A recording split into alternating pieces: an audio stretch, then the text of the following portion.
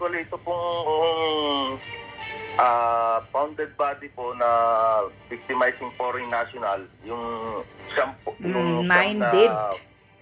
Mind-founded. Anin po dito ay Chinese, 1 Vietnamese, 1 Malaysian, and 1 Japanese. Actually, ito po lahat ay napailan po ng kaso. Yung lahat ng bangkay na yan ay pinailan ng kaso? Yes, sir. May isa lang po dito na under investigation. Ito pong si Yolerong or Yindurong, Chinese national din po ito na natagpuan sa Mabalacat. Lahat Pampanga, namatay. Malaysian or Chinese? Chinese po ito, kabayan. Chinese, okay.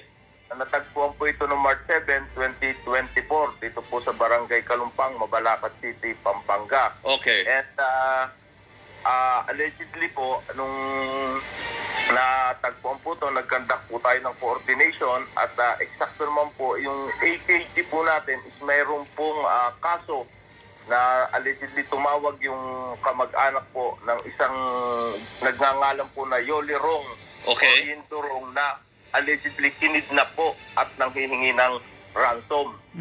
And then, nung may natagpuan po tayo dito na bangkay, ang saya-saya ng mga Pilipino. Sila ng medical-legal examination at based po dun sa post-mortem dental findings and antemortem dental records po ng female Chinese po na natagpuan natin is nagmamatch po dun po sa dental record nung kinidnap na sa Yolerong Oriento. Kaya po ito ba yung sunog na bangkay ho na natagpuan sa Bacolor? Iba pa? Yung sa Bacolor naman po, ito po is Vietnamese naman po to. At nagpailan din na po natin ang kaso yung suspect dito. Ang suspect po dito is si Yuan Lau and Kiang Wang. Bali, isa lang po dun sa 9 ang under investigation. So far, lahat po yung 8 is nakita. Paano ho natin nalaman kung sino ang mga suspect dito? Katulad po nitong yung sa Porac po, na tatlong pong Chinese national na natagpo po dito na nung nakita po natin is may mga tama po ng balak. And then nag-conduct po tayo ng backtracking and forward tracking ng mga CCTV. At nung February 1, 2023, meron pong na arrest doon po sa Pasay na certain Champuhong and nagmatch po doon po sa nakuha na CCTV.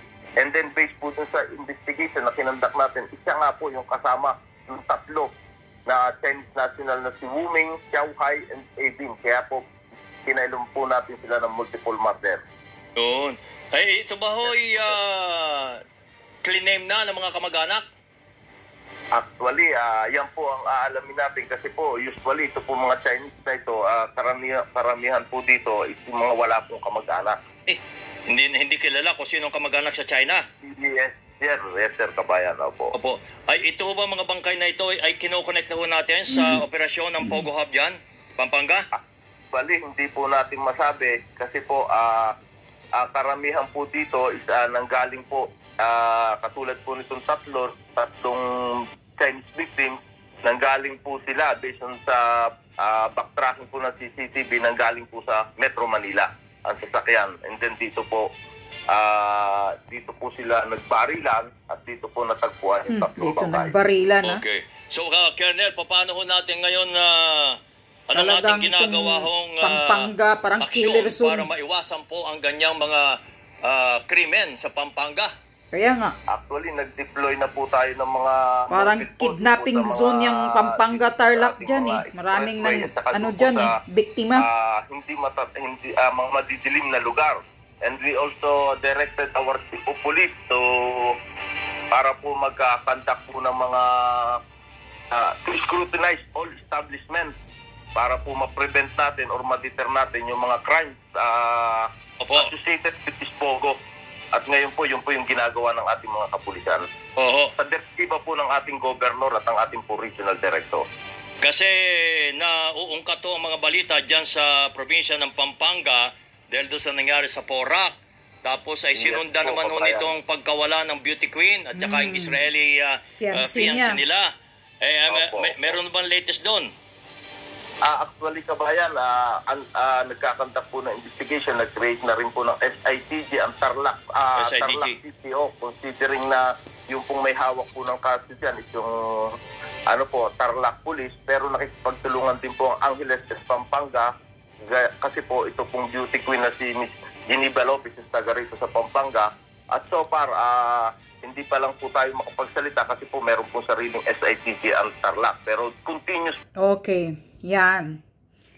Ito, kinukuha ko lang itong balita na to, itong issue na to, dahil ito lang ang sasabihin ko na hindi totoo na bumaba ang kriminalidad ng Pilipinas. Okay?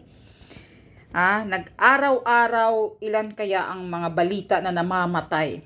At saka itong Pampanga Tarlac na to, bakit ba panay ang issue dyan na dyan nagaganap ang mga kidnapping, for ransom, tapos patayan?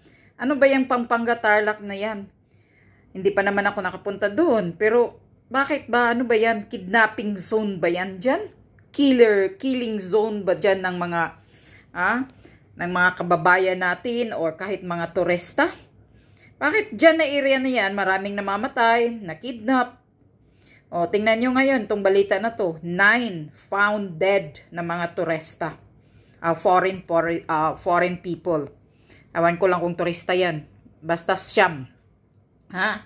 Chinese national, Malaysian, Vietnamese, Japanese. Yan. Mga babae at lalaki. Di ba nakakatakot yan? Ito dapat ang tutukan ng gobyerno natin. Dahil itong balita na to, mga katulad dito, mga issue na mga patayan, araw-araw, ilan ang namamatay na mga foreign people. Hindi lang foreign people Kahit tayo, katulad dito, isang Pilipina, beauty queen. Ilang beauty queen na kaya ang nakidnap, namatay, nawala. Ewan ko, una yung kailan nakaraang na mga buwan, tapos ito na naman, kasama pa itong fiancé niya na Israeli. Pumunta lang ng Tarlac o dyan sa para makita yung bibili ng lupa, ayan na. Wala na, hindi na nakauwi. Kasama niya pa nga yung lalaking fiancé niya. Pero nangyayari pa rin sa kanila. Sino ba talaga ang mga sindikatong gumagawa nito? Yan ang malaking tanong. Bakit hindi matukoy-tukoy? Kasi yung unang beauty queen na nawala, ang nahuli yung boyfriend niyang pulis. Iniimbestigahan na yun Pulis daw ang gumagawa noon, boyfriend niya or ex-boyfriend o aywan. Tapos ito siya, sino na naman kaya ang kumikidnap nito? Yan lang ang isa na nagpapakita na ang bansa natin ay walang peace and order. Nakakatakot ang Pilipinas. Walang security ang buhay natin. At buhay ng mga turista o foreign national na tumira ng Pilipinas ngayon under Marcos administration. Nakakatakot.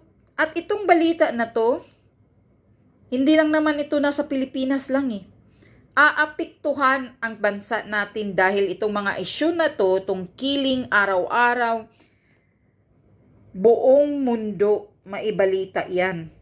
Baka yan ang hindi nyo alam. Maibalita yan, katulad nito, 9 ang na-found dead na mga foreign national, taga iba't ibang bansa. Katulad niyang taga Vietnamese, isa, Japanese, Malaysian. Excuse me.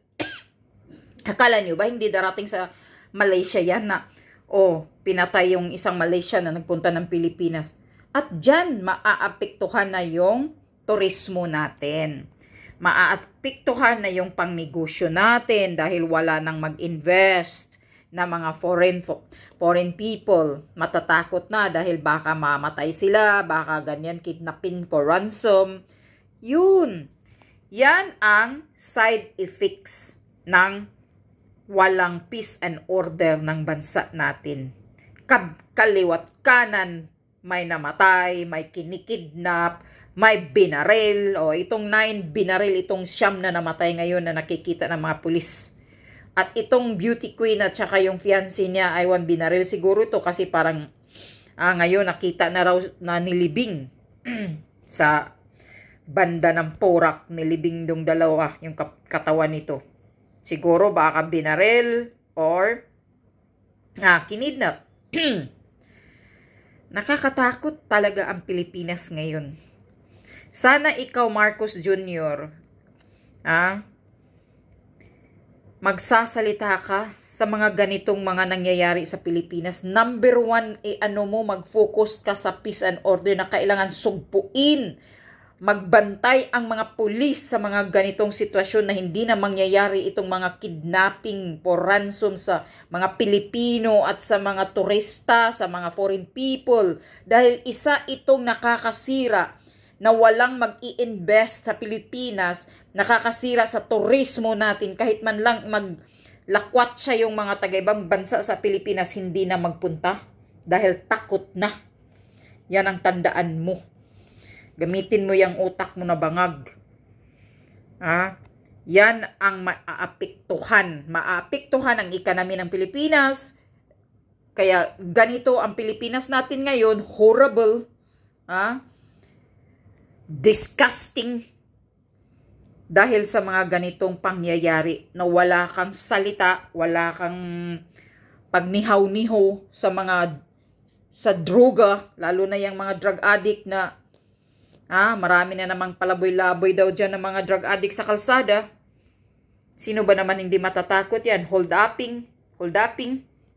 Hino-hold up yung mga naglalakad. Di ba matatakot ang mga investor niyan? Hindi ba matatakot ang mga turista niyan? So, ang resulta dito equals is ang maaapektuhan ng ekonomi ng Pilipinas. Yan ang katotohanan. Kaya mag-isip-isip ka. Kung hindi mo talaga kaya, Marcos Jr., please resign na lang. Hindi mo talaga kayang magpatakbo ng Pilipinas dahil ang Pilipinas napuno na ng mga demonyo, napuno na ng mga salot sa lipunan. Mas marami ang salot kaysa matitino na ngayon ang Pilipinas under your administration. Kaya pwede ba, Marcos Jr., resign. Resign. Yan lang ang panawagan ngayon ng mga Pilipino dahil alam na namin, nakikita na ng karamihan na hindi mo talaga kaya at hindi ikaw ang nagpapatakbo daw ng Pilipinas, kundi yung asawa mong pakialamera. Mismo andyan na yan na isulat ni Vic Rodriguez sa gawa niyang librong King Master. Ang asawa mong si Lisa ang pakialamera. Bibili ako niyan ng libro ni Vic Rodriguez na inilabas niya na. King Master, bumili kayo mga taong bayan. Mababasa niyo lahat doon ang katotohanan sa libro ni Vic Rodriguez. Yan lang po. Pilipinas ngayon ay isang napaka-disgusting country dahil sa bulok na sistema ng gobyerno at sa mga magnanakaw na mga politikong nakaupo sa gobyerno.